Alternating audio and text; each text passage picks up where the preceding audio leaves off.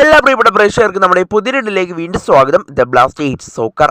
ഇന്ന് രാത്രി 7:30 കേരള ബ്ലാസ്റ്റേഴ്സും അതുപോലെ തന്നെ മോഹൻ ബഗാൻ സൂപ്പർ ജയൻസും തമ്മിലുള്ള വാശിയേറിയ പോരാട്ടം ISL നടക്കാനായിട്ട് പോകുന്നത്. പ്ലേ ഓഫ് സാധ്യതകൾ സജീവമാക്കി നിർത്തണമെങ്കിൽ ഇന്നത്തെ മത്സരത്തിൽ ബ്ലാസ്റ്റേഴ്സിന് ഒരു വിജയം അനിവാര്യമാണ്. എന്നാൽ മോഹൻ ബഗാൻ സൂപ്പർ ജയൻസിനാവട്ടെ അവർക്കൊന്നും നഷ്ടപ്പെടാനില്ല. കാരണം അവരിപ്പോൾ പ്ലേ ഓഫ് ഉറപ്പിച്ച് കഴിഞ്ഞിട്ടുണ്ട്. അതുകൊണ്ട് തന്നെ അവർക്ക് പരാജയപ്പെട്ടാലും യാതൊന്നും സംഭവിക്കാനില്ല. എന്നാൽ ഷീൽഡ് ഉറപ്പിക്കണമെങ്കിൽ അവർക്ക് ഇന്നത്തെ മത്സരത്തിൽ ഒരു വിജയം അനിവാര്യമാണ്. ബ്ലാസ്റ്റേഴ്സിനാവട്ടെ പ്ലേ ഓഫ് നിലനിർത്തണമെങ്കിലും ഇന്നത്തെ മത്സരത്തിൽ ഒരു വിജയം അനിവാര്യം തന്നെയാണ്. എന്നാലും പ്രധാനമായും രണ്ട് മാറ്റങ്ങളോടുകൂടിയായിരിക്കും ബ്ലാസ്റ്റേഴ്സ് ഇന്ന് ഇറങ്ങുക എന്നാണ് നിലവിൽ നമ്മൾ പ്രതീക്ഷിക്കുന്നത്. എന്തായാലും നമുക്ക് വിശദമായി പരിശോധിക്കാം. അതിനുമുമ്പ് നമ്മുടെ ചാനൽ കണ്ടുപോകുന്ന ഏകദേശം 80% പേരും ചാനൽ ഇതുവരെയായിട്ടും ഒന്ന് സബ്സ്ക്രൈബ് ചെയ്തില്ല.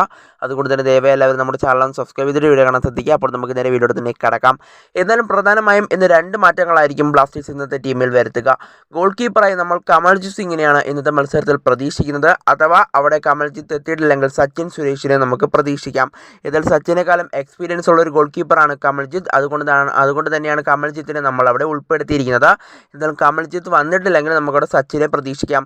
അതുപോലെ തന്നെ ഡിഫൻസിലേക്ക് എത്തുമ്പോൾ നമുക്ക് ഡിഫൻസിൽ അവിടെ മിലോസും അതുപോലെ തന്നെ ഹോർമിപാമും അവിടെ സെൻറ്റർ ബാക്കുകളായി തുടരും. അതുപോലെ തന്നെ നവോച്ച ലെഫ്റ്റ് ബാക്കിലും റൈറ്റ് ബാക്കിൽ സന്ദീപ് സിംഗിനെയും നമുക്ക് പ്രതീക്ഷിക്കാം. അതുപോലെ തന്നെ മിഡിലേക്ക് എത്തുമ്പോൾ നമുക്കവിടെ മാറ്റങ്ങൾക്ക് സാധ്യതകൾ നിലവിൽ കാണുന്നുണ്ട്. കാരണം കഴിഞ്ഞ മത്സരത്തിൽ സസ്പെൻഷൻ കാരണം ഫ്രെഡി ലാലൻമാവിയ കളിച്ചിരുന്നില്ല. എന്നാൽ ഈ മത്സരത്തിലേക്ക് എത്തുമ്പോൾ അധികം ആദ്യ ലെവലിലേക്ക് കടന്നുവരും. ലൂണയും അതുപോലെ തന്നെ ഫ്രെഡിയുമായിരിക്കും ഡിഫൻസീവ് മിഡ്ഫീൽഡേഴ്സായി കളിക്കുക എന്നാണ് നിലവിൽ നമ്മൾ പ്രതീക്ഷിക്കുന്നത്.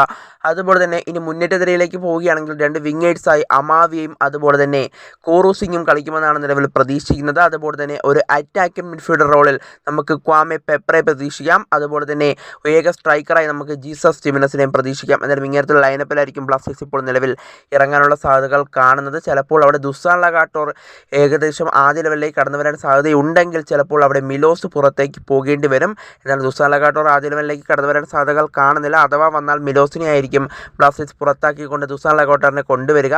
എന്താണ് ദുസാൻ ലഗാട്ടോർ എത്താനുള്ള സാധ്യതകൾ വളരെ വളരെ കുറവാണ്. കൂടാതെ മുഹമ്മദ് ഐമനും അതുപോലെ തന്നെ ബികാഷും നാമും അടക്കമുള്ള താരങ്ങൾ പകരക്കാരായി എത്തുമെന്നാണ് നിലവിൽ നമ്മൾ പ്രതീക്ഷിക്കുന്നത്. എന്നാൽ മുഹമ്മദ് ഐമൻ പരിക്ക് മാറി ഇപ്പോൾ തിരിച്ചെത്തിയിട്ടുണ്ട്. മുഹമ്മദ് ഐമനും ബികാഷും നമുക്ക് പകരക്കാരനായിട്ട് ഇറങ്ങുമെന്ന് പ്രതീക്ഷിക്കാം. അതുപോലെ തന്നെ ഇഷാൻ ബെന്നതിയും പകരക്കാരനായിട്ടായിരിക്കും ഇറങ്ങുക എന്നാണ് നിലവിൽ നമ്മൾ പ്രതീക്ഷിക്കുന്നത്. എന്തായാലും പ്രധാനമായും ഇന്ന് രണ്ട് മാറ്റങ്ങളോട് കൂടിയായിരിക്കും ബ്ലാസ്റ്റേഴ്സ് ഇന്ന് ഇറങ്ങുക.